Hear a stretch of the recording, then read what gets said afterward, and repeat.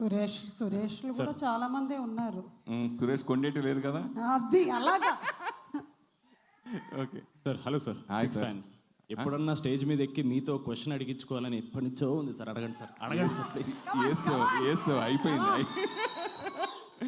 సరే, నువ్వు ఆల్రెడీ అన్నయ్యతో కలిసి కొన్ని 2-3 సినిమాలు చేసావు, అలాగే వెబ్ సిరీస్ కూడా చేసావు. సో ఫస్ట్ టైం చేయటం, ఈ సినిమాలో చేయటం, దాని గురించి మొత్తం చెప్పంటారా? అంతగా కొంత బ్రీఫ్గానే చెప్పు, బ్రీఫ్ చేసి చెప్పు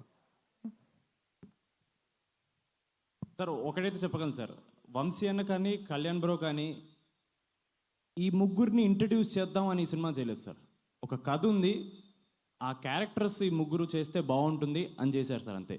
ఇదేదో నారాయణ నితిన్ ఇంట్రడ్యూస్ చేద్దాం, సంగీత్ శోభన్ ఇంట్రడ్యూస్ చేద్దాం, రామ్ నితిన్ అలా ఆ థాట్ అయితే లేదు సార్, స్టార్ట్ అయినప్పుడు లేదు సార్. సో ఆ ఒక్కటి చెప్దాం అనుకున్నాను సార్. అంటే మీరు నాకు నితిన్ అడుగుతున్నప్పుడు నాకు అనిపించింది సార్, ఎక్స్పీరియన్స్ అంటే సార్ మ్యాడ్ సార్, ఇంకా మ్యాడ్ అంతే. డైరెక్ట్గా ఈ సినిమాకి మ్యాడ్ అనే టైటిల్ని ఎందుకు ఎంచుకున్నారు? అంటే ఇలాంటి కాలేజీ స్టోరీస్, లవ్లు ఎన్ని ఎలా ఉన్నా లాస్ట్ లేదో చిన్న సెంటిమెంటు లేదా ఇన్స్పిరెన్స్ కలిగించే పాయింట్ లేదు సార్, అట్లాంటి ఏం లేదు. నీ టైటిల్ ఎందుకు పెట్టారు? ఇది యాక్చువల్లీ మన డీజేటీలో 2 డైరెక్టర్ మల్లిక్ అని ఉన్నారు సార్. ఆయన కథ చెప్పారు, నేను మ్యాడ్ ఉందిరా సినిమా అన్నాడు సార్. అదే టైటిల్ పెట్టేద్దామని, అంటే కొంచెం లేజీ ఉండే సార్. అంటే సినిమా వాళ్ళు చూస్తున్న ప్రతి ప్రేక్షకుడు మ్యాడ్ అవ్వాల్సిందేనా?